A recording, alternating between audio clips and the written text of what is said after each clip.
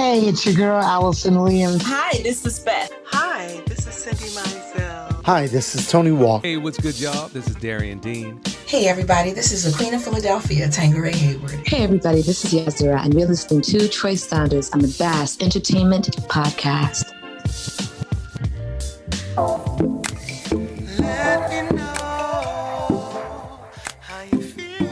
I'm gonna let you know today. You don't know?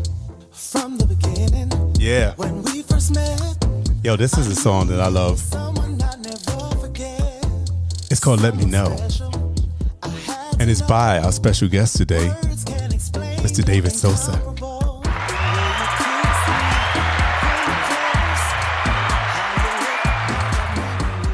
I'm gonna turn this up and let y'all get into it a little bit before I introduce David. All right? So check this out.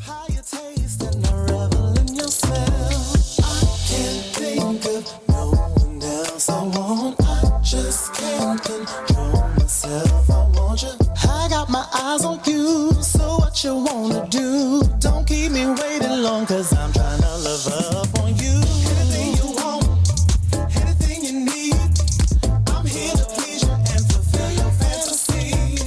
Anytime you're feeling lonely, anytime you're down, just call me up and I will always be around. Cause I don't want nobody else, and I just want you to myself.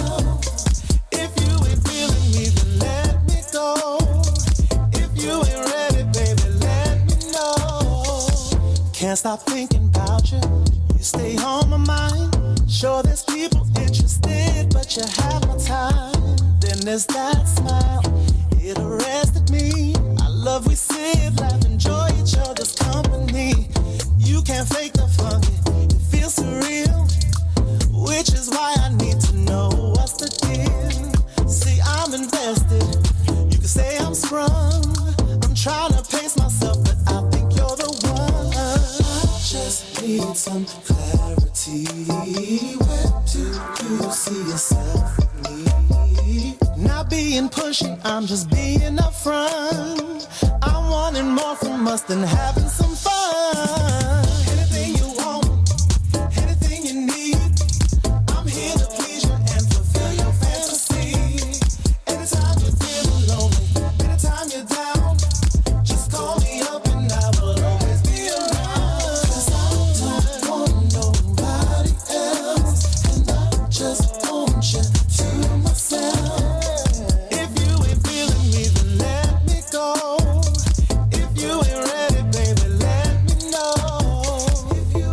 Wait a minute, show. If I was feeling alright and you know me, got my heart on high, never lonely. Played you out by this pony. Remember day one, staring in your eyes, had me feeling like the sun. Off the field distance, wanting me to run, take a step back on my ass, never fun. Let me sit down right now, roll the blunt. Feelings rushing, steady, hoping I succumb. Feel the rhythm of my heartbeat go thump thump. Scared I'm in too deep, frequency bass drum. All I really need you to be upfront. Can we be exclusive, 2 plus 9? Not trying to be pushy, I'm really digging you. Boiling your court, no D, make you move.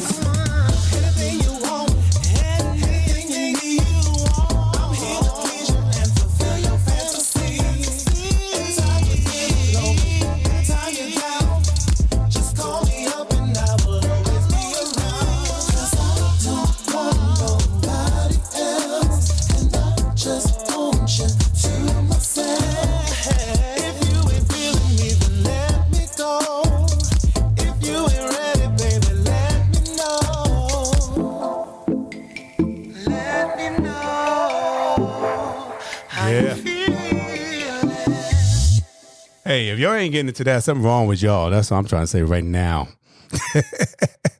Yeah, once again, that's "Let Me Know." And this, I don't know if anybody else called him this, but I just started calling him this recently, the Latin Prince of Soul. That's not. I hope he takes that and runs with it. And without further ado, I want to introduce you to Mr. David Sosa.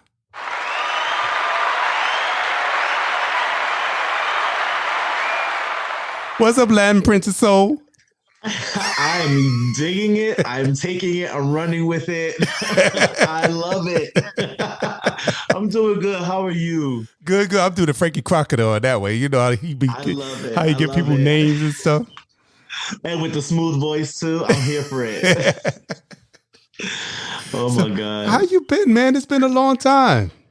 I've been good. I've been, I stepped out of the shadows of grouping and started getting into being a solo artist. So it's been a very interesting journey. Mm-hmm. It's been a very interesting journey. Yeah, because I mean, shoot, we talking about what, 13 years ago or something like that. At least, I think the last time I was taking a shower earlier, thinking about our interview, and I said, you know what? I think I haven't seen you since the Blue Note when we saw Lettucey perform, and this was, I think, before she was even signed. This is several years, a long time ago. That is a long time ago.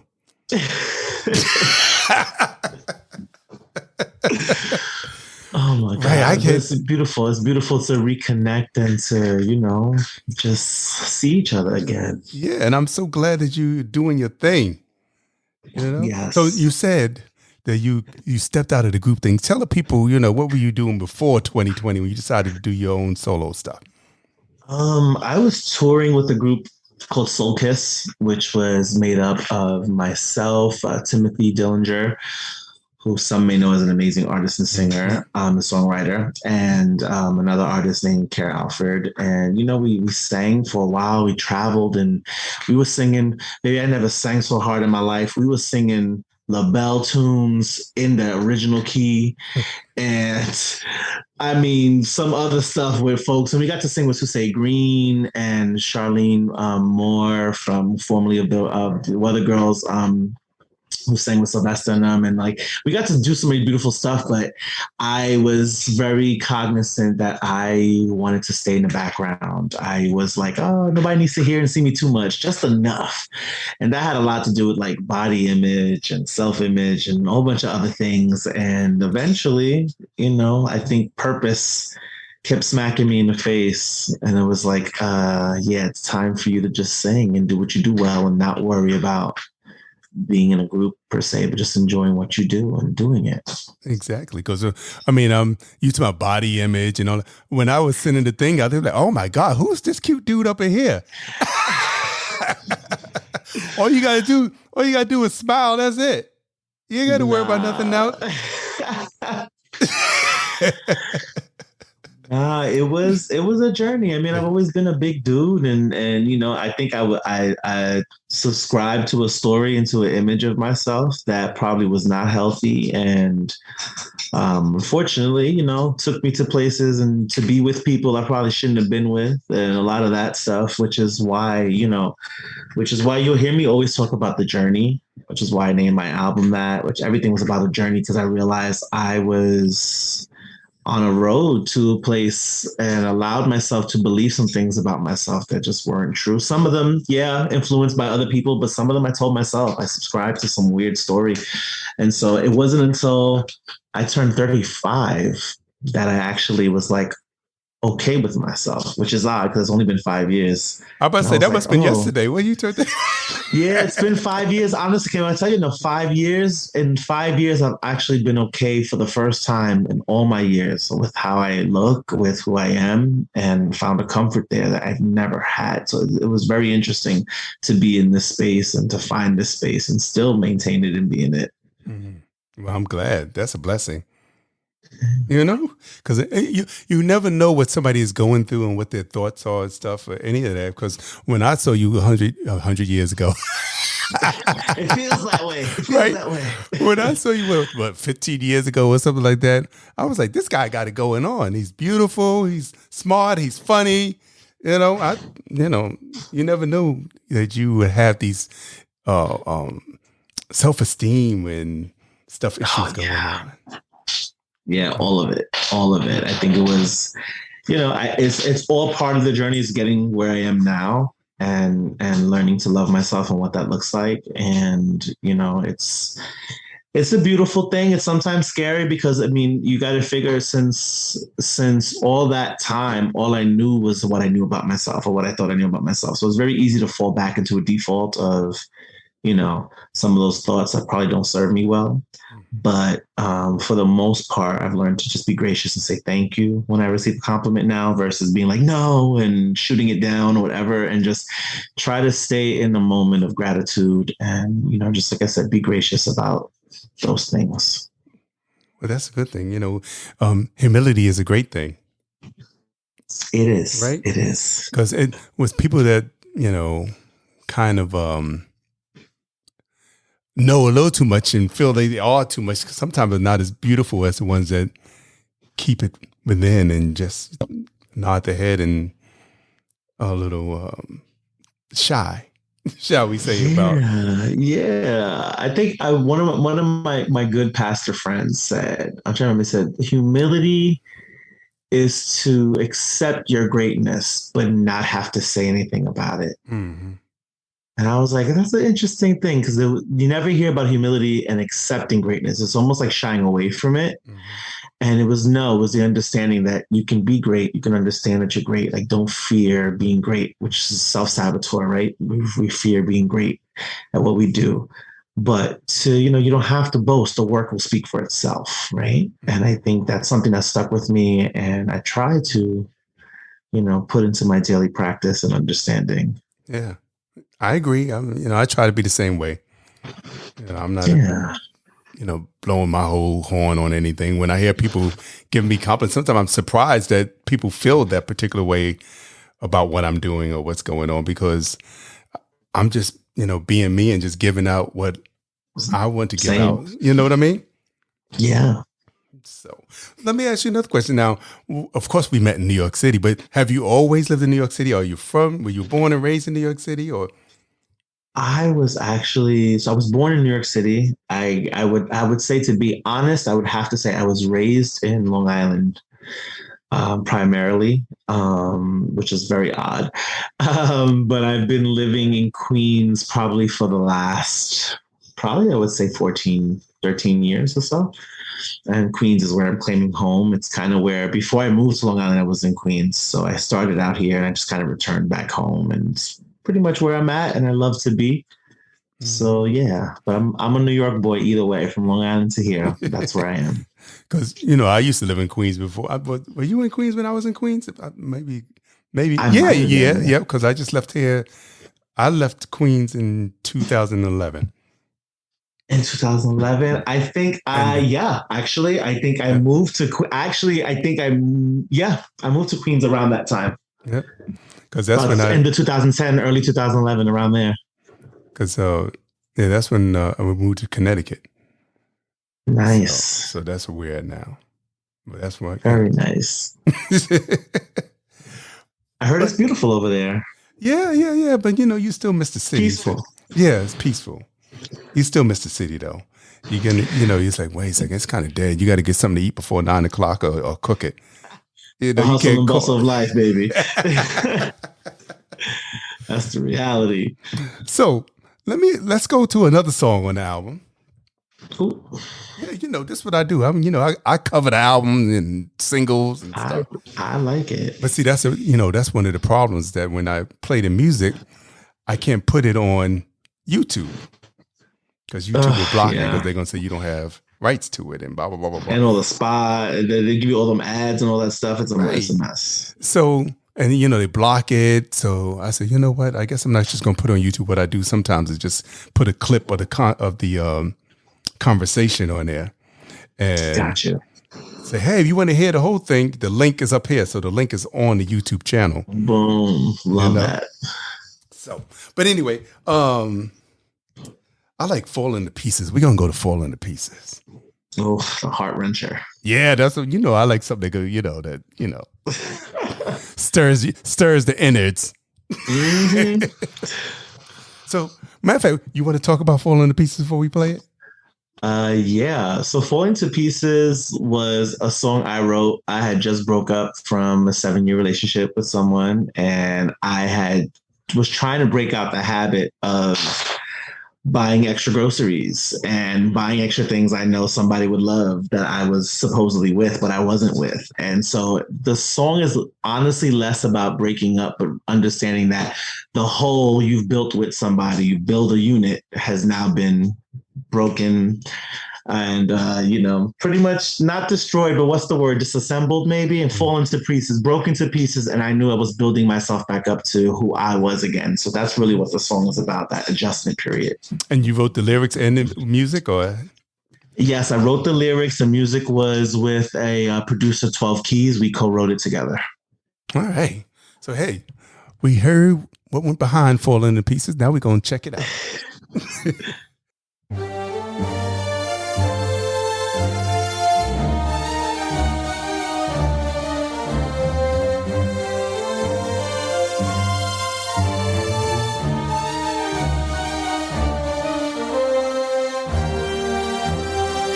My heart's broken to pieces, shattered remnants to fall, drizzling down just like raindrops. I don't feel nothing at all. Can't see through the haze of my emotions. Clouds obscure my view. No matter how hard I try, no clear vision of you. It's like I'm falling to pieces. Falling to pieces. I'm falling to pieces. Falling to pieces. I'm falling to pieces. Falling to pieces. I'm falling to pieces. I'm falling to pieces. Falling to pieces. Falling to pieces. Falling to pieces. I'm falling to pieces. Falling to pieces. I'm falling to pieces. Oh, how my cries they echo off these lonely bare walls. Do my best to pick myself up, though I seem to just stumble and fall. Oh, I go through the motions very well, a performance profound. No matter how high I fly, I find myself right back on the ground. It's like I'm falling to pieces. Falling to pieces. Falling to pieces. Falling to pieces. I'm falling to pieces. Falling to pieces. Falling to pieces. I'm falling to pieces. I'm falling to pieces. To pieces. I'm falling to pieces. Falling to pieces. I'm falling to pieces.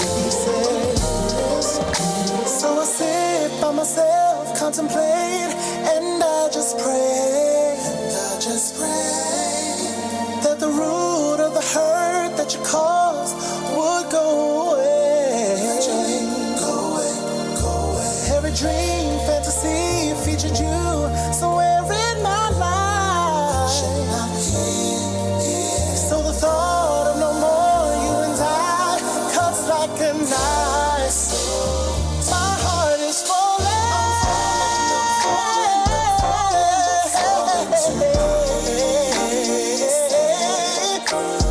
I don't know what I'm gonna do.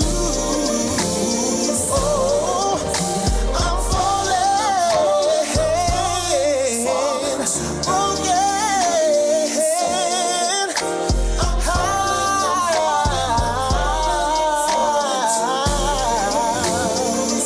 broken.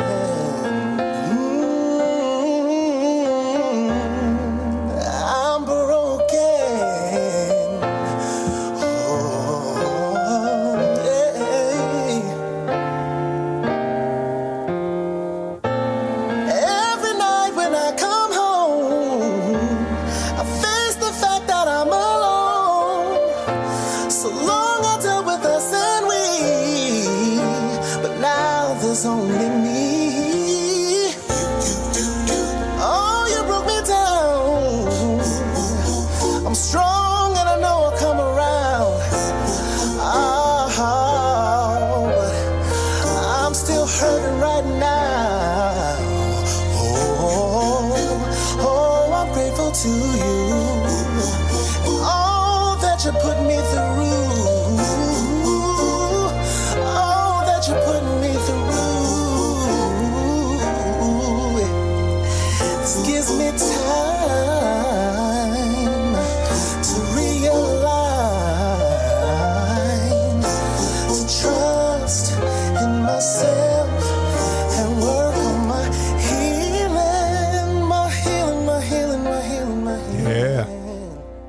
Break it down for the people. I love it, man. You're just so soulful. How did you get so soulful, man? I grew up on soul music. My father had a habit of pulling out his milk crates, his albums, his vinyls on a Saturday or Sunday morning while we cleaned the house and listened to the Dells and Stylistics and Delphonics and LaBelle and everybody else in the mix. And so I just grew up on this music that touched me and moved me. And to this day, like I'll hear certain songs and I'm just reminiscing as if it's something I grew up on, even though it wasn't my technical time period, right? And it's the music that shaped my sound. Because I think growing up in the 90s and hearing R&B in the 90s with Boyz II Men and Shy, H-Town, a lot of these boy groups, I had a comparison of what I was growing up hearing on that essence on the radio versus what I heard hearing at home, which was these older groups, right? And a very different, but it helped shape me. It all kind of melded together into this thing that I'm grateful for. It makes me love music so much. like sometimes you can say, well, when I hear certain people, I say, well, you know what? They are just doing too many runs. You know how to do just the amount of runs where it's not overkill. And it still has feeling to it. It's not just that you singing for effect. I appreciate that. Thank you. So when I hear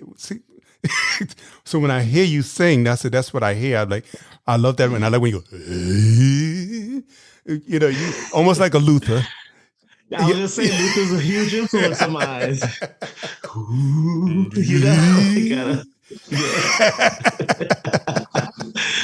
Yeah, I just, I was lucky. My father is a huge influence in my life musically. And when I say that, even though he's a singer in his own right, he never really wanted to sing. He just did it because he liked to just do it on the side. So he'll meet up with the guys, have a few beers and sing doo-wop songs in harmony. Everybody found their harmony and just sang together, right? But he would pull out the music and really inform my mind. And he would be like, you love, I had a thing, and I love Mariah. I think Mariah is one of my favorite vocalists of all times. I don't care what nobody says, but he was very much like, hey, you like some whistle tones? Love that. Here's some Minnie Riperton. Right. Here's some Shantae Moore. Here's some Rachelle Ferrell. He's like, don't get caught up on listen to it all. Yeah. And he would always be that person to you like a good belt? Listen to Patti LaBelle. Listen to he wanted me to hear the differences of so much music so that I was informed musically. And he always talked about being eclectic. He was like, listen to LaBelle, listen to what at that time Patti LaBelle and the Bluebells singing Old Danny Boy. He's like, these are old Irish songs nobody would listen to. He's like, but listen, he was like, you never know what knowing these songs will do and what you'll get hired for gigs. It just opens up this world of music that's just outside of just what you hear on the radio or what you hear in the milk crates. Exactly. And so I was always that person. At my young age, my peers were listening to stuff and they were like, what are you listening to? And I'm listening to Philip Perry. I'm listening to David Peaston and artists they never heard about. And I'm like, y'all don't know about this? Like, y'all better get, I like Tony Braxton in them, but y'all gotta hear these other artists because they out here doing this thing, Exactly. That's where I came from. Me too. That's how I was as a child. I mean, I was playing stuff and like, listening to, I'm a little bit older than you, but same deal though. So my people were like, "Oh, what are you listening? Oh, that's Gene Carn and Eloise Laws," and I'm like, "Gene Carn's a isn't that freaking?" I'm saying, don't get me started. That's my jam. Don't do it. Oh, that whole first album with Free Love on it, the love we have. Is no laughing matter. Oh my God. She'll take you, they'll take you right on there. There's certain artists that, and it's funny because I feel like even though, they're celebrities, obviously in their own right, like I always feel like they still didn't get judge, the recognition almost. And they do. And I don't want to take away from what they have, but you get what I'm saying. Right, like that Jean Carn voice. Raise every hair. You see, I'm a hairy dude. They raise every hair on this one arm. And I'm like, come on now. Like, I gotta count for something. Y'all can't just be playing games over here. Okay.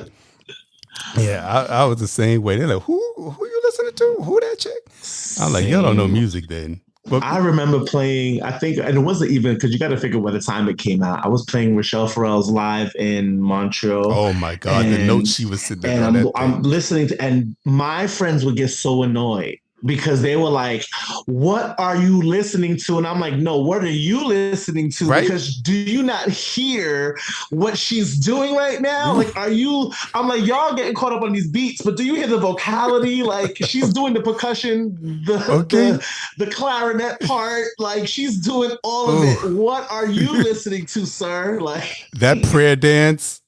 Oh my God. Baby, I can't explain. Is one of those songs. Oh yeah, that I will only sing in my shower because nobody will ever hear me try it. But it's just one of those things where I'm just like, if I would like in my spirit, if I felt like I could do it justice, I would want to, because it's just every time. I'm like, ma'am, did you write this and sing this way? I can't. The nerve. I remember one time I was, I used to be a bus driver in New York City. And I had the music playing. I was playing I Can't Explain on there. And this lady came up to the front. She said, I ain't even do nothing wrong, but I feel like I need to apologize and somebody just has to hear that song. I said, ain't that song bad? She said, oh my God, who is that? I got to go find it. I was like, Yeah, but it was that shortly afterwards, my father, he saw me studying in school, and I started doing opera, and I started learning that, and then I started transitioning to, because once you start singing operatic pieces, and at least in New York, from what I understand, you start competing for state and county and all that stuff. And so I started getting into jazz standards and stuff like that. And so I started singing jazz standards, and now I was getting trained differently for that. So the constant between listening at home to help prepare me, I was going into these competitions singing songs in ways that I probably wouldn't have as a 13, 14-year-old person, because I was listening to artists singing these songs, and I had different ways now of influences that affected me. And let me tell you, and this is not to be braggadocious in any way, I was scoring 100s on these vocal pieces, which was shooting me up and reinstating my school, which had not been in any competition because nobody was getting that high. So it put my school back on the map. And what school did you go to? Let's give it a shout out. Brentwood High School, Ross. Okay. Brentwood High School, Ross. And so my teachers loved me. My music teachers were like, baby, let's do it. David's doing this thing. Let's do it. And we wrote it. We were able to compete in Albany and all the, it was amazing opportunities, and it helped me learn my voice and theory and all that good stuff. So, well, I already said Latin Prince of Soul because your last name is Sosa, but that doesn't mean you're actually Latin, but I'm presuming you are. What's your heritage, shall we say? I'm Puerto Rican. Okay. See? I'm Puerto Rican. I come from a big, beautiful family of a bunch of mixed Puerto Ricans. and like I said, it's funny.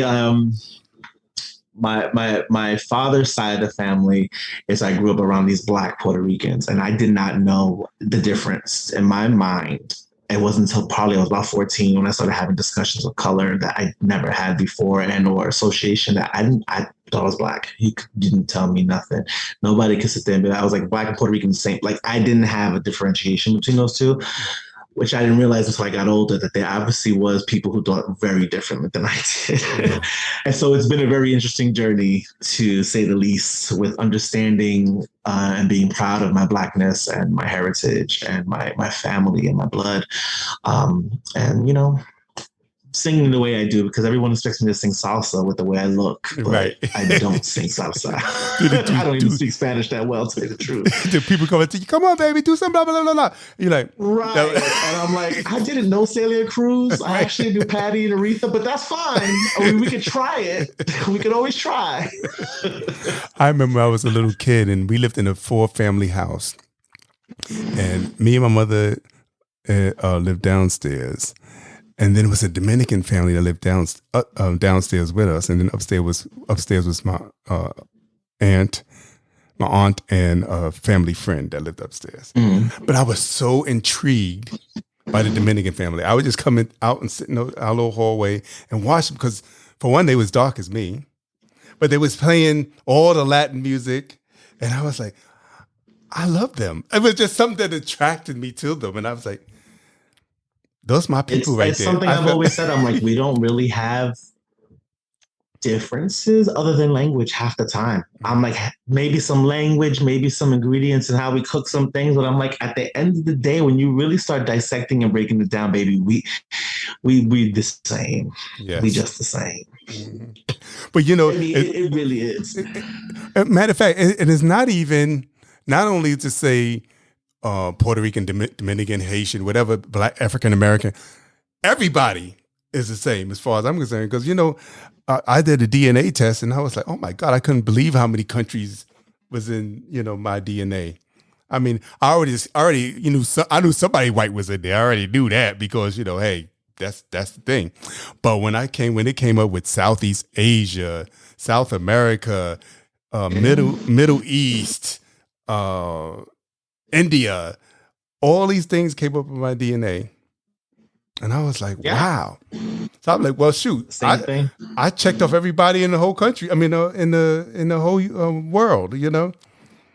I hear you. I was quite surprised that my African percentage was lower than my European. I was very surprised by that. I was like, wait, how? But it takes you into, a deeper understanding of yourself. There's certain things you have an aversion to that you don't like, and you realize in certain regions of the world this is not a thing. And I'm like, oh, and other things you have an affinity to, and you're like, oh, I always liked this, and you never knew that you had family from there, and maybe those taste buds are hitting on something ancestral, it's a beautiful thing. And yes to people, that, but yeah, I'm just very clear on who I am and, how I present and who I support and all that good stuff.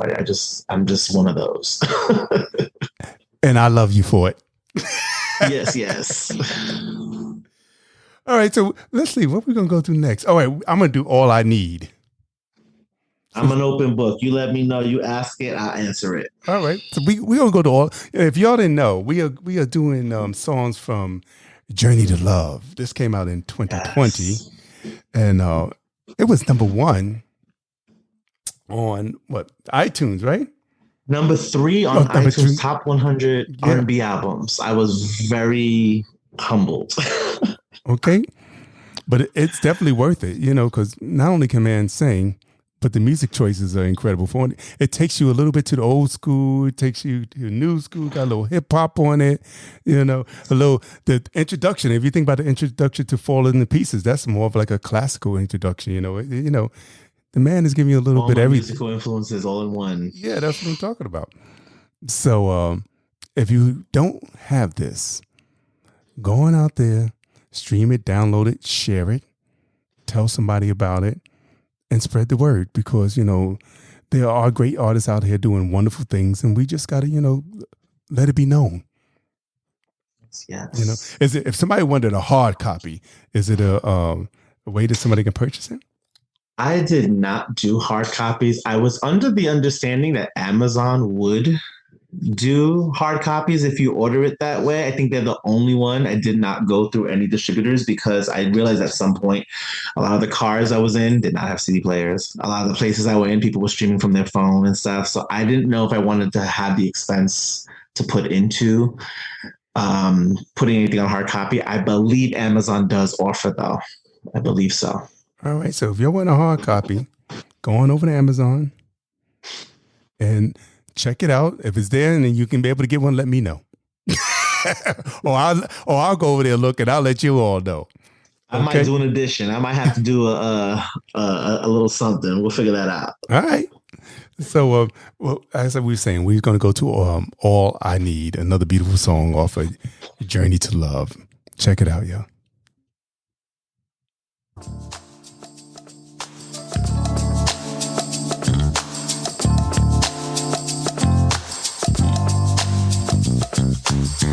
Baby, let me holler at you.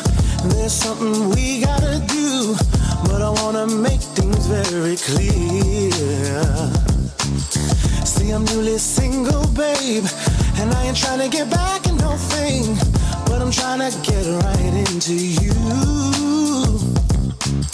I wanna knock on that door, if you let me in. I wanna beat on them walls and get a good ride in. I'm in need of healing, babe. I'm on that Marvin Gaye, so let me know what works for you. Hey, you're all I need to survive this night. You're all I need to survive this night.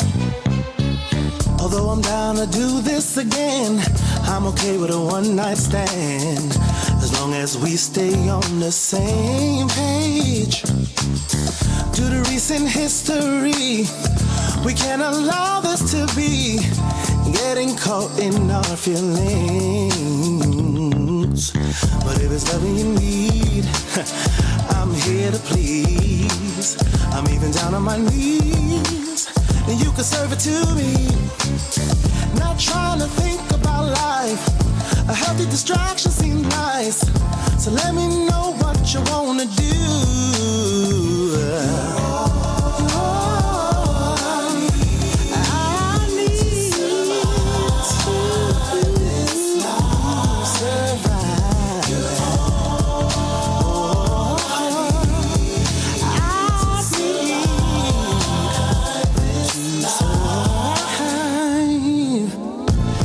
Just too much to unpack in my head. It's all too cold in my home and in my bed. Bed is much too cold. I admit I'm using you, and it just ain't right. It just ain't right. Just need some affection to help me get through this night. 'Cause you're all I need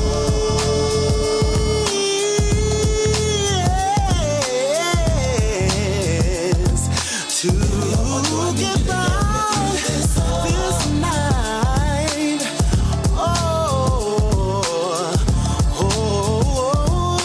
Baby, I want you, I need you to get me through this. I need some affection, I need some attention. So tired of being by myself. Oh, I'd rather be inside of somebody else. Yeah,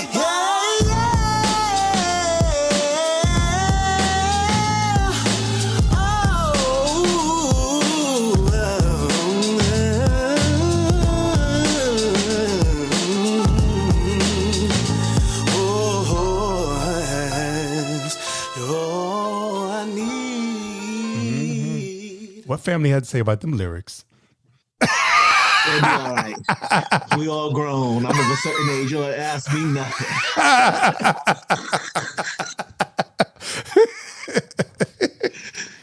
Oh man. That was actually one of my biggest things. Like when I started to record and write and really like put everything down, I was like, damn, like, am I going to really release this stuff that kind of gives a little insight into me and my life? And it was I was just embracing my spirituality at that point in my life. And I say this in hopes that it's received in the way it needs to. The Spirit was like, you have to tell your story as raw as it is, as whatever it is. And the vulnerability there is actually the ministry. It's where the ministry lies. And, I wrote that song because I found myself single, right? I found myself trying to relearn who I was again now. Now I had a different life, and I missed having somebody in my bed. I missed being able to put my leg up next to somebody. And even if I didn't like them in that moment because they got on my nerves and whatever else they did, there was a companionship or just an availability there. And so what I realized is that being single at that point in my life, I was very sexually active. I was doing all sorts of things. And part of it was understanding when I really sat in the spirit and really had a moment with myself, like, David, what are you doing right now? I was utilizing people. I was using their body and their time and their energy to keep myself occupied, to keep myself from feeling lonely, to have a good 45 minutes of affection and attention for a fantasy, because at the end of the day, I gotta go home or y'all gotta go home, and then what now? I'm still by myself. So the song was really like, you're helping me survive this night. Little do you know that you're helping me get through something, and I'm using you, and I'm sorry about it. I apologize in this song about it. But at the same time, I can't help myself. I'm using sex as a vehicle to avoid some type of therapy that's really not really fixing anything. But that's what I realized. I had to write about it. Hey, and I'm sure, and you speaking on it right now, and I'm sure it's going to help somebody else. People say, shoot, that's what I'm doing too. Maybe distracting myself with bodies, instead of dealing with what's really going on. And I'm sure a lot of us, I've been there. I'm sure a lot of people have been there. Yeah. So I definitely get it. Yeah, I remember after one of the breakups I had, I was... yeah. But, and everybody has their own reasoning towards it. But I realized what mine was. And I was like, that it's important. And then obviously paying, homage to Marvin Gaye and to Tammy Terrell and to Aretha's version of that song as well. And I had to give nods to these people. I grew up on these folks. Like, how can my first album, my first anything I'm releasing not have nods to people that I admire and love? And I don't know, I just had to. But yeah, that song, I was like, when I listened back to the lyrics, I was like, oh, Lord, I hope my parents are gonna listen to this. I'm like, they're gonna be questions. They didn't ask me nothing. My parents did not ask me a thing. Because it was nothing really need to ask. It was all out there. It was out there. They were like, well, where do you think you got it from? Right? Oh man. Oh, so it's funny when I was putting it up that you were going to be on the podcast. Keith Fluid, he's oh my God, that's my boy. I love him. I love Keith. Me too. That's my boy. Everybody loves Keith. Right. There's not nobody I know who don't love Keith, and they'll be from every level of celebrity to background to anything. Everybody loves Keith. Keith is the lovable guy. Yes, he is. And talented as hell. I don't just don't make no sense. It don't. It really don't. So I'll play another song of this. Laugh, because I love the different ways that you laugh in this song. Vocally, yes. You do it, ha ha ha, then ha ha ha ha, then it's So, what made you think of that in this song? And if you pay attention to little things, from singing choral music and singing opera and and all that type of stuff, and really using staccato type of notes versus what's usually found per se in most R&B and soul music. I just kind of put it all together. There will always be a choral and or classical element to something I do. It's part of the same thing. Like I said, I grew up on in that essence, but that song was actually, I think, the song that got me to that was the first song I recorded for this album. And it was the moment I knew I had to continue writing. I had to continue singing and recording the rest of the album. I actually started recording a whole nother project, and I wrote 2 songs for it, which I'm going to release one day. And the song was about the spiritual journey that I was on. And again, with Spirit, they were like, hey, we love that. We love the journey, but how did you get to here? that's the journey to here where you're at now in this beautiful spiritual place where you're in communication with spirit. How did you get here? And if you don't write about that and sing about that, you're doing half the work. And Laugh was what I started with. It was technically the third song, but the first song for this project when I knew I had to go back and do this portion of stuff. And it was a significant moment. I was with my ex. We had to live together because we couldn't break the lease, and we were not together, but we had to live together. So looking at across the hall from each other was a lot. And he became particularly volatile this night and was really cursing and up in my face and calling me all sorts of horrible things. And at one point, I just started laughing. I just started laughing because I found it comical that I had nothing left to give. I had given all I had in these 7 years, that in that moment, I couldn't even get mad or defensive. I just started laughing because it was comical to me that you wanted to get a rise out of me, that you wanted me to act out a character so that you can bring me to some place with you, because misery loves company, right? Mm-hmm. And get something out of me. And the laughter, when I sat there in it, and I was like, oh, got it. I can choose joy in the midst of the issues. I can laugh at anything that is thrown my way that seems an obstacle or adverse. And I started writing. It actually came to mind, if anyone hears it, is Benny and the Jets, which always was a song that made me feel up and like, Benny, right? I was like, hey. And so when I went to my producer, I was like, I keep hearing this melody. It's in the line of Benny and the Jets, but it's not like Benny. I said, think Benny and the Jets meets Earth, Wind and Fire. And we have it. Like, this is it. And we made it, and we came up, Laugh was it. And all my lyrics were, it was the first take. I did it all in one take, and he was like, yeah, we're keeping all of this. We just worry about the background vocals after this, but we're keeping that first take, and it's my baby. It's my baby song. Well, I'm glad I decided to play it. Because it hit a chord with me. I'm like, oh yeah, I like this song. It's got a little something to it, Thank you. So we're going to laugh our way into Laugh. Because you might as well keep the spirit happy and make us all feel good and make you all feel good. That's what this podcast is about. It's sharing music. It's sharing love. It's just want to bring a smile to people's face. We got a lot of stuff bringing us down in this world, nowadays. Yes. And we just got to, laugh and feel free sometimes. You can't let it bog you down. Right? And if you see this man smile here, you wouldn't be able to, it's infectious. So we're going to laugh. Check it out.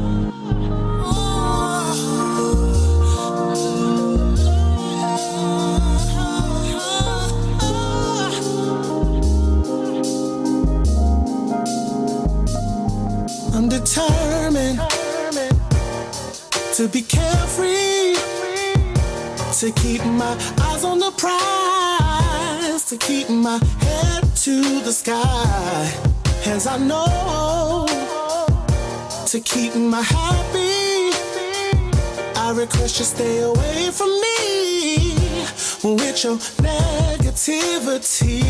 Yes. You can't get the best of me, won't have me reacting crazy.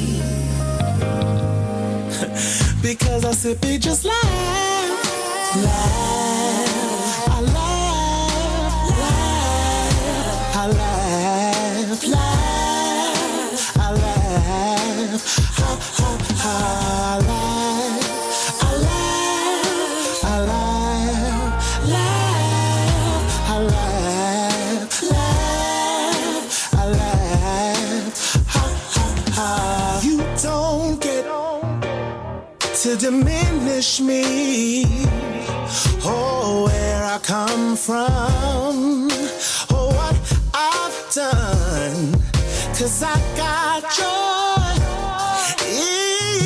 inside my soul. Oh, you may not get it, and you may not know what you see in me, and hate is what you don't and probably won't have. Because I simply just laugh, laugh.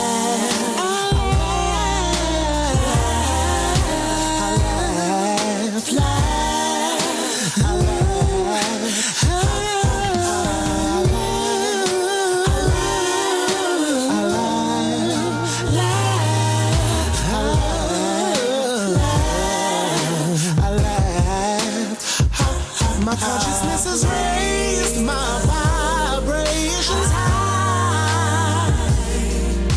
I've tasted freedom, so I know that I can fly. I'm grounded, both feet on the earth. My crown is a buzz, my throat chakra full of love. I sit back and laugh.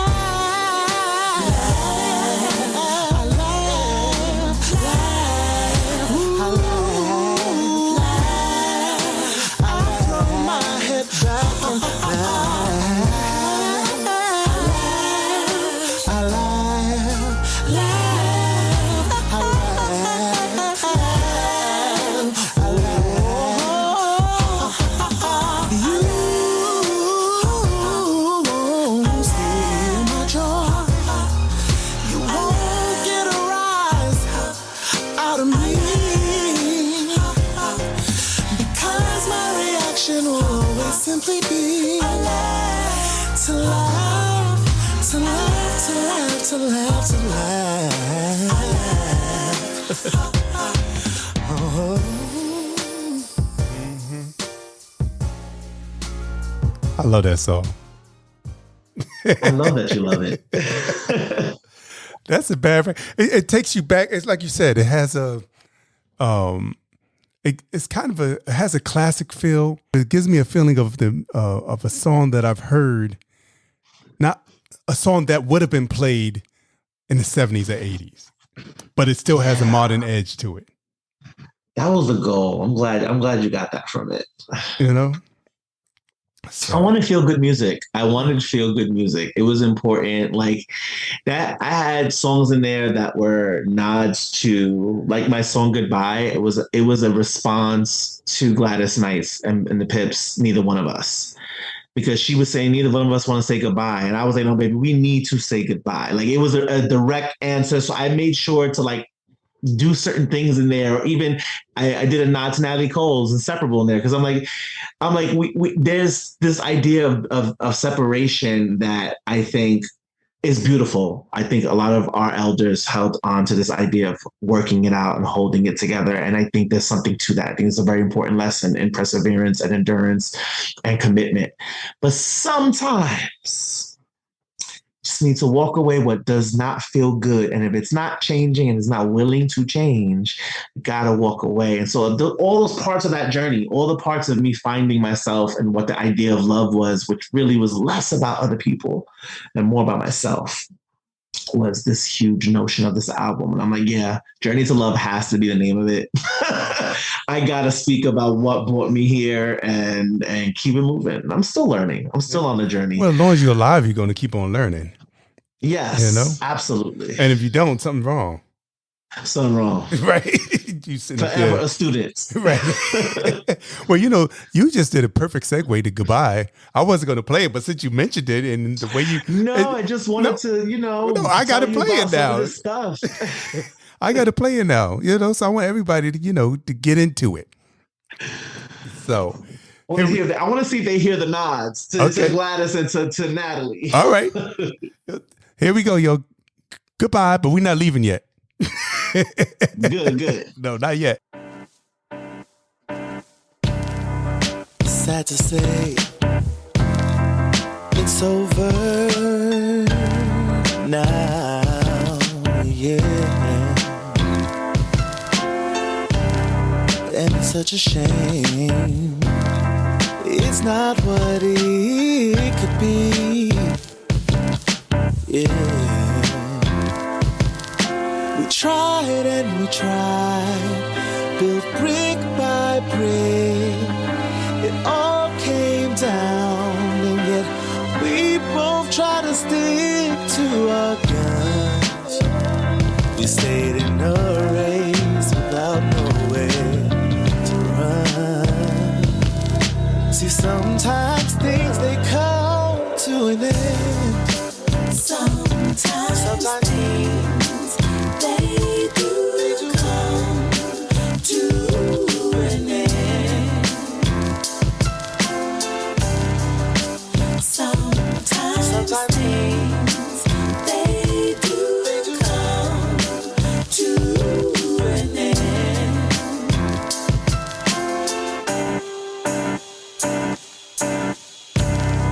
And sometimes you try to get it right.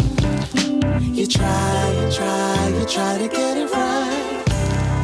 And sometimes you can't believe your eyes. Oh, 'cause everything you've done, it took so long. You're giving all your time, your energy, money, and it's all gone. You turn your head 1 minute, and a few years have passed. Giving all you had, there's just no more. Why you try to make it last? Sometimes things they do come to an end. Sometimes things they do come to an end.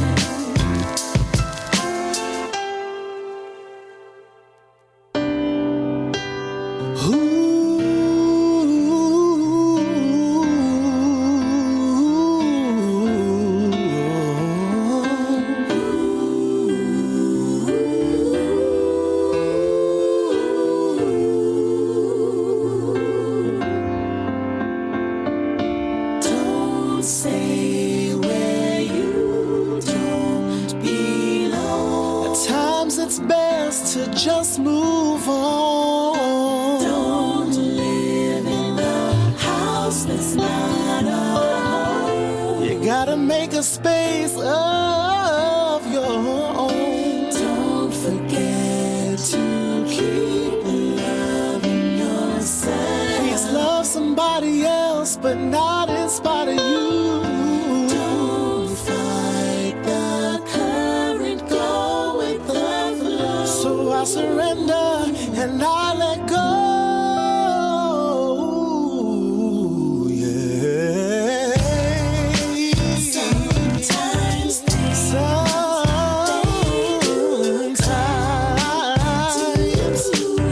you gotta let it go. When there's not much more to say, and you just gotta walk away. When there's not much more to do, but do what's best for you. There's no way we can make up. Nothing that can make us fix this thing. We're not acceptable. Sometimes things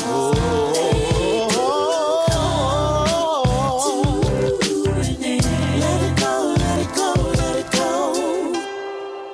Sometimes things they do come to an end. Let it go, let it go, let it go.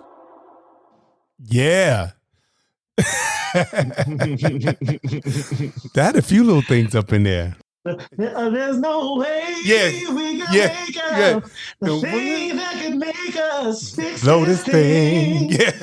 That was an Natalie. That was Right, a that's Natalie. a Natalie, Because yeah. I'm like, we're not inseparable. That's Right. what we're not. So that's the nod you was talking about. Yes. That's what I'm talking about. Yeah.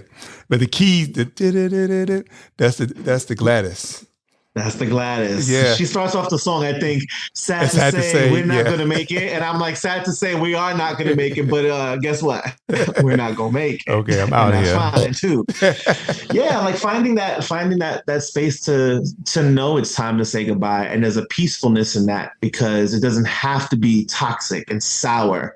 And, you know, I learned on this in another relationship I was in after that, which was like we mutually broke up with each other.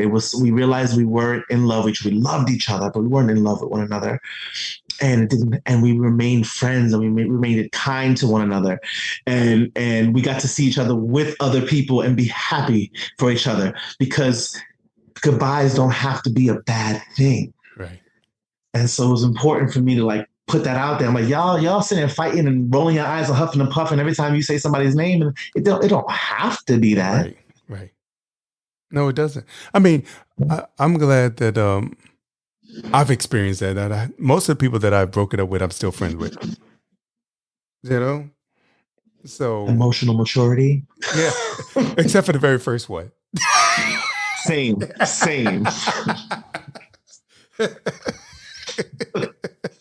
I was like, no, I was a fool there. That's facts. Okay. But everybody after that, I'm friends with. You know, the ones that's still alive. You know, unfortunately, some people pass away. You know. But you know, I love toxic. That's the bad. We don't go to toxic, but explain what's behind toxic. Was that something that should have been on the first album? No, toxic. So I started working with a very talented producer named Diggy Diamond, and he shot me this song. And he was like, I hear this girl singing it. I was like, no, baby, that's my song. I was like, you'll give me that song and I'm gonna let me do what I do with it. Cause I heard it. And the moment I heard it, I just, I was in a little situationship with somebody, and the song is not all the way based on one person. It's based on several experiences I've had throughout the years of things I noticed about myself and how I love. And sometimes I've allowed red flags to just go right underneath the thing. And in some of the particular cases, and in one particular case, I had such a passionate physical thing with someone. It was so good. Like the chemistry was there. The sex was amazing. And when we were good, when we were just getting along and good, it was so good. But baby, when it was bad, it was toxic and vile. And so I realized, I'm like, what's keeping you here exactly? What exactly is allowing you to put up with this type of nonsense that's technically outweighing the goodness so I wrote this song basically in that vein of just like, I know I'm going to have to let you go. I know this is not a great thing, but for right now, I don't have the strength to do it. So I'm going to write it out until I can find the strength to do it. And that's what Toxic is about. Well, it's a beautiful song. So we just going to, let the folks, tune in and hear what's going on in David Sosa's life, or was going on. I love that all these songs, are from a place in your heart and your mind and your spirit, It's not something that just came out of, let's make up some foo-foo lyrics. The lyrics are all, like a Marvin Gaye type thing. Every lyric he sang is lived. Yes. So here we go, baby. Toxic.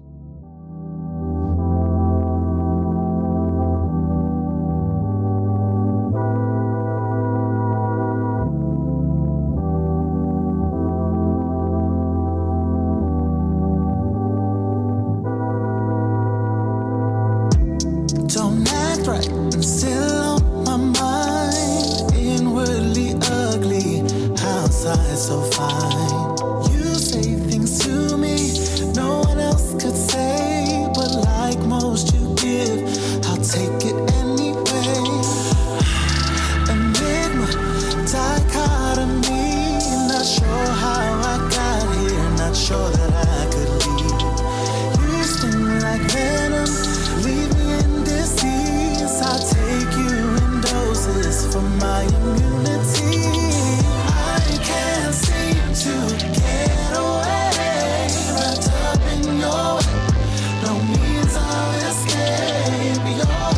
so good, but I know you're toxic, toxic. Oh, I chose my poison, you run through my veins. I'm different since I met you, I'll never be the same. Go through withdrawal when you're not around, the pain of your words, but I've grown to love the sound. Pressure, Stockholm, low self-esteem. I know what haunts me, I'm not strong enough to leave. Garden, a fun house, I'm staring back at me. Cloud over my head, sweet misery. I just need to let you go, take control, get myself together, cause I know you're unhealthy for me. I'm in need of a purge, release the urge to pull you in and hold you close, especially when I know you're toxic. You ain't good for me. You're toxic, baby. I gotta break free, but you got your chains in me. I gotta go, I can't stay. Gotta get out of my own way. Love so good, sex so strong. Thinking of leaving seems so wrong. Shoot fly, get away. My heart's a place for you to stay. Toxic, you're toxic. Oh, you're toxic. Shoot fly, get away. My heart's a place for you to stay. Toxic, you're toxic. Oh,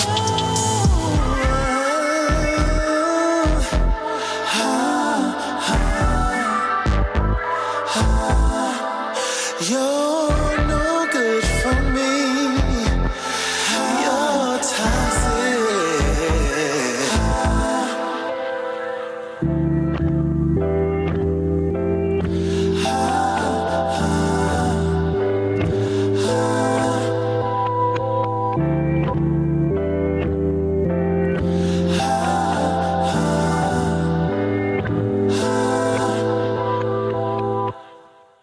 I told you I was going to like it.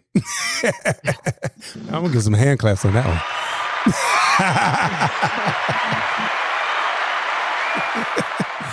You know, I want to give a shout out to Javon and Yes. Therese. Yeah, because yes, because what happened, I was on there watching one of their episodes, and David was on there, and Javon was like, "Hey, Troy," and then David was like, "Troy, oh my God, I haven't seen you in forever." So Seriously, I was like, I know that name. I know that name. Yeah, so I'm so glad we've been able to get reacquainted. Yes. And let's not make it this long again, okay? No. Okay. None of that. And you only Connecticut. That's not far. That's not far. Shoot, come on. I can come on down. You can come on up. It don't make a difference to me. Let's do it. Yep. I had another question for you. Sure. Where are you going to be performing? Where are people going to be able to see you? Where, because, you got to put this out there. Let everybody hear it. I released this album right in the middle of COVID, so that was real fun. So a lot of my concerts were being done relatively in on Zooms and things of this nature. I just been kind of performing everywhere, depending on where I can book, and kind of, I don't have anything booked yet. I've been in the studio recording this next album, which has been a plethora of different music. Toxic is actually slated for the second album, as well as my last single, Careless. But I've been writing so many more songs, and I've been going through, but like really just experiencing life and writing more and more. And I don't want to rush the process. I feel like I'm hitting really good stuff. And what I want to do is just accumulate what is going to be cohesive and really put this out. And so I have about, I think, 6 or 7 songs recorded so far. My goal is to get to 10 or 12. Because back in the day, you used to have at least 10 or 12 songs on something. So I wanted to give people more insight to a different sound. I if you notice, Toxic sounds significantly different from anything on the first album. And most of my singles afterwards have been because I challenged myself. I started saying things like, I can't stand what's on the radio. And these folks ain't singing about nothing. And they ain't even singing no more. And I started really getting into that mode. And here you go, the whole spirit was like, okay, so why don't you write then? And you sing to this type of music. And because if you're really talented and you're really going to talk with this mess, then you can write to anything and sing to anything, right? You're eclectic, right? It was a moment. I had to humble myself. And I challenged myself. I said, I'm going to get some beats, some trap soul beats and some other stuff from some producers. And I'm going to write to music I would never write to. And I'm going to sing to music I would never sing to. And out started coming this newer material. And I started finding different ways of singing music and different ways of writing even. It started just developing into its own sound. And so this next project is definitely going to be a lot of different things people probably have not used to hearing from me. Mm-hmm. And I'm excited about that. Because when you hear Careless, it doesn't sound like anything that was on, Journey to Love. No, Careless, Toxic, and Ocean Fire was the beginning of me starting to get into a newer sound, but trying to still have lyrical content. I really am. If anything, not even my vocals, which whatever, if people like it, that's amazing. I love writing music. I love telling a story. And I think that is what I most enjoy. Besides that and some harmonies and figuring out some little things here and there, I love that. And so if anything, like I don't care if somebody's out here sounding half cute. If you got good lyrics and or relatable lyrics and something that you talking about something, I'm here for it. I agree. I totally agree. So I wanted to ask you, who was singing background with you on not Toxic, the one before that?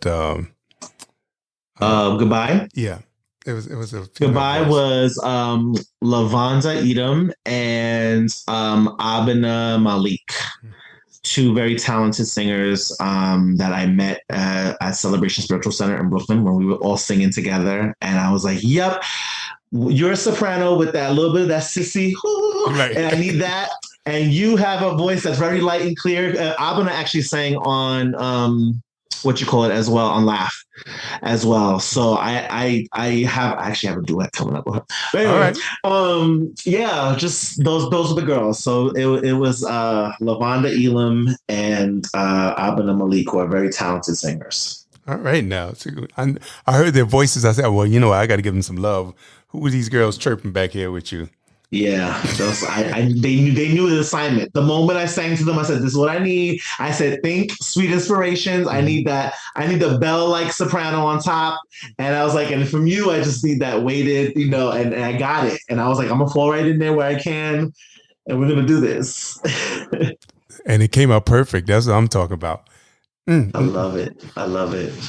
Well, David, I love that you appreciate that, because you have no idea. This is probably one of the few interviews I've done where I know you're getting things that no one's paying attention to. And I appreciate the artist in me appreciates that a lot. Well, thank you. Thank you. Well, I'm an artist too at heart too. So that's why I appreciate it. You know what I'm saying? So I'm like, I love it. I hear this, I hear that, blah, blah, blah. And I think that's kind of what set this podcast apart from a lot of other podcasts, because I get into it with the sound, the lyric content, and the people that are on are people that I can relate to, and I get what they're doing, and it's, I just love doing this. So it's a special place, honestly. I was super excited to be on board with this, honestly. Very honored. Well, I'm so glad that you were on it, because I was like, oh my God, it was so great that you was like, oh yeah, I want to do it. I was like, oh my God, I haven't spoken to David in a long time, so we can catch up and also talk about new stuff. And so it's been a long time, and I'm glad that you're here. Likewise. Yeah. So let me see. So we don't have any shows coming up. No shows coming up yet. But let us know when. Because I always will put everything on my IG And on my Facebook pages, my Twitter pages, my TikToks, I'm always letting people know. Mostly gonna hear me singing shorts and being foolish because that's what I like to do. Sing shorts and be foolish. Sing songs. I like to sing songs I never would sing sometimes. That I'm used to just singing in the shower, like I said. And that's it. But yeah, I mean, usually if you look up official DAVSOS, you'll find me somewhere. I'm always on there doing what I do. And that's making everybody smile. That's it. That's what you do. So if y'all want to smile, if you're feeling down, go on over to David's site, hit a couple of his little videos, and you'll feel better. Watch him smile, laugh. That's it. Go in your search engine and put some www.davsos.com, and you're gonna find all my craziness, and you either gonna laugh or at least smile at the very least. Exactly, and both of them are beautiful things. So it definitely lightens your spirit. So, but but I hate to end it, but I know we got to go, and I know you're hungry. But I want to end it on the latest single, "Careless." Okay. So, tell us about "Careless." I hear the George Michael thing all up in there, right there. Yes, as George Michael at the very end. If I want to give you extra points, if you can tell me at the very end who I played a nod to and what song. But anyway, okay. It was a song because I think we've all been there. There's this time where you kind of just give up on love. You're angry. You feel played, or you feel like somebody showed you an illusion of themselves. And I know I've been in that situation where everybody loved this person. And then you got home and dealt with them, and you're like, if y'all only knew. And so sometimes, it's that resentment, it's that anger, it's that I'll never love again. I will never open myself up to this type of nonsense again because it's not worth it. It's that type of angry feeling. We know that's not real, but sometimes in those moments, that's what you feel. You don't want to be bothered with no new person. The idea of love is not even like, no, just no. And that's what "Careless" is about. You just took me back to somewhere. Like I remember one time I was at the end of a relationship, and then somebody that I always thought I wanted to be with came around, and they was, hey, and I'm like, oh my God, they're actually showing me some attention, but I wasn't ready. Was not. That's ready. real. That's real too. It's real. So the timing was not right. Listen, I have songs about that too. There's a lot of it. I wrote a song. You want to hear about it? Here you go. Right, want to hear about it? Here you go. But yeah, I mean, there's just that gamut of emotions and what we process in being with people, and a big portion of it, and I mentioned it in Falling to Pieces towards the end, is that I had to be grateful for these people. There was a moment where some of the bitterness had to turn into gratitude, because had I not been in that situation and went through that particular thing, I would not value parts of myself, my peace of mind, my parts of my growth and my evolution. I had to go through that thing that felt horrible to realize what I don't want, and to create a healthy boundary so I will not allow myself to get into that same thing ever again. And so there's a portion where you have to be gracious and be grateful to the enemy, or to the obstacle, or to the lesson, because that lesson it's priceless. You can't pay for it. Like, we always say you have to go through. If you didn't go, like you say, if you didn't go through what you went through, you wouldn't be where you're at now. So you can't say, oh, I wish I never did that. But you can't say that, because if you never did that, you wouldn't be where you are now. Facts. So you have to go, there's certain things that you had to learn for one reason or another. Maybe you was not really paying attention to a certain thing, and this was what brought it to your eyes what you were lacking in. Mm-hmm. That's exactly it. So sometimes it's a bitter pill to take. Those are the facts. So, but we still here, aren't we? Yes. Thank God. And as I said, gracious. Just got to be gracious and say thank you. Just say thank you all the time to everything, because it's always working for your good, even though it doesn't feel that way in the moment. it's always working for your good. Yes, it is. David, it's always a pleasure talking to you. Likewise. And I wish we spoke more, 15 years ago. We can. We got each other's numbers. Yeah. Call me. Do this. We can hang out. Love it. Yes. Let's. So, everybody, we have been listening to the Latin Prince of Soul, Mr. David Sosa.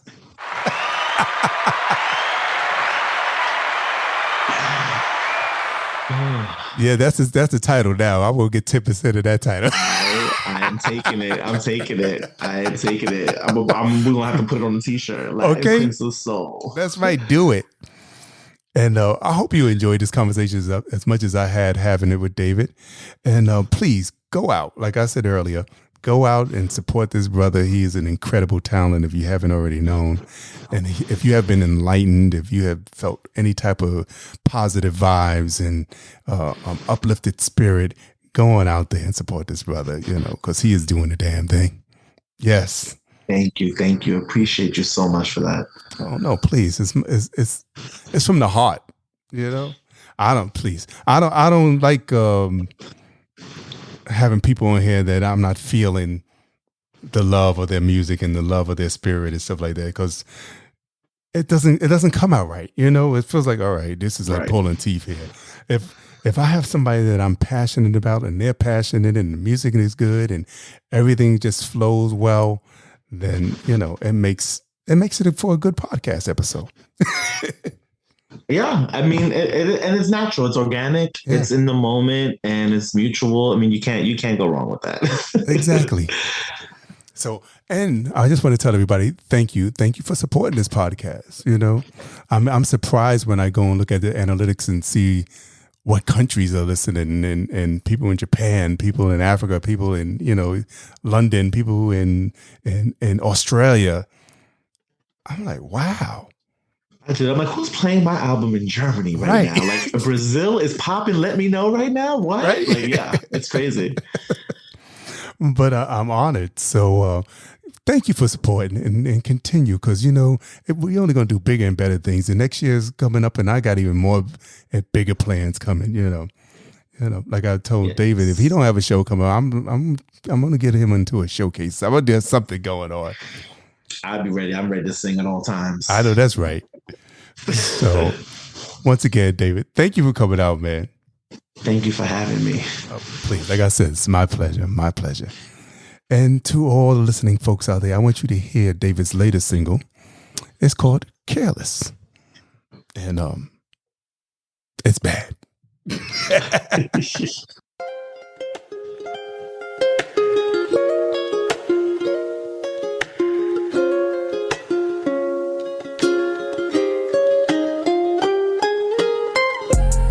I guess the joke's on me, the ill hilarity.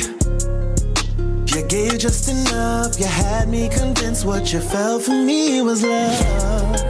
I'm boo-boo the fool, and I put all bets on you.